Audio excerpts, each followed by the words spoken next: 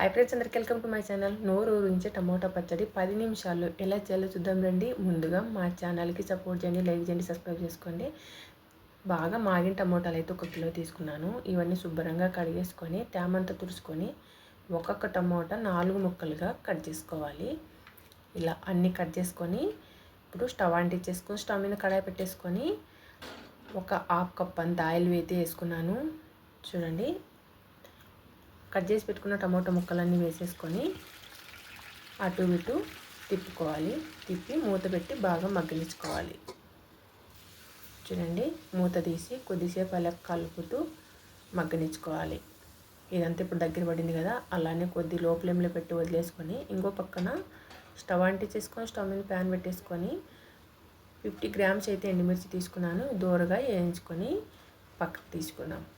ఇప్పుడు బాగా అయిపోయినాయి కదా, ఇవి పక్కకు తీసి పెట్టి 1 స్పూన్ మెంతులు, 1.5 స్పూన్ జీలకర్ర, కొద్దిగా కరివేపాకులు వేసేసుకొని బాగా వేయించిన తర్వాత స్టవ్ ఆఫ్ చేసి అలానే వదిలేసుకున్నాం, చల్లారిపోతాయి.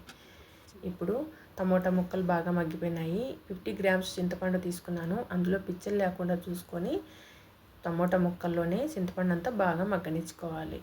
ఇప్పుడు ఇది లో ఫ్లేమ్లో పెట్టేసి అలానే వదిలేసి ఇప్పుడు వేయించి పెట్టుకున్న ఎండుమిర్చి, జీలకర్ర, మెంతులు, కరివేపాకు అన్ని మిక్సీ జార్లోకి వేసేసుకొని 2 స్పూన్ల రాళ్ళుప్పు కూడా వేసేసుకొని మెత్తగా గ్రైండ్ చేసుకున్నాము. ఇది చూడండి, ఇలా ఉంటే సరిపోతుందన్నమాట. సపరేట్గా ఆడించుకుంటేనే పచ్చడి టేస్ట్ బాగుంటుంది. ఇప్పుడు ఇదంతా గిన్నెలోకి వేసేసి పక్కన పెట్టేసుకొని టమోటాలు కూడా బాగా మగ్గిపోయినాయి. చల్లారిన తర్వాత పెద్ద సైజు మిర్చి జారి తీసుకొని అన్నీ వేసేసుకున్నాము.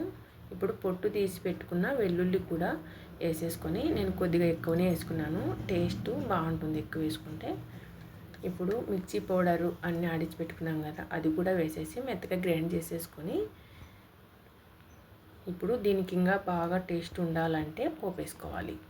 ఇప్పుడు స్టవ్ మీద ప్యాన్ పెట్టేసుకొని ఆయిల్ వేసుకొని జీలకర్ర, ఆవాలు, చిన్నగా కట్ చేసిన వెల్లుల్లి అవి కొద్దిగా వేగిన తర్వాత కరివేపాకు వేసేసి వేగిన తర్వాత స్టవ్ ఆఫ్ చేసుకున్నాము. ఇప్పుడు స్టవ్ ఆఫ్ చేసి ఆడిచ్చిన పచ్చడి అంతా వేసేసుకొని పోపులో బాగా కలుపుకోవాలి. ఇదంతా బాగా కలిపిన తర్వాత చల్లారిన తర్వాత ఒక డబ్బాలోకి ఇలా నిలువ చేసుకోవచ్చు. ఫ్రిడ్జ్లో అయినా పెట్టుకోవచ్చు, బయట అయినా పెట్టుకోవచ్చు.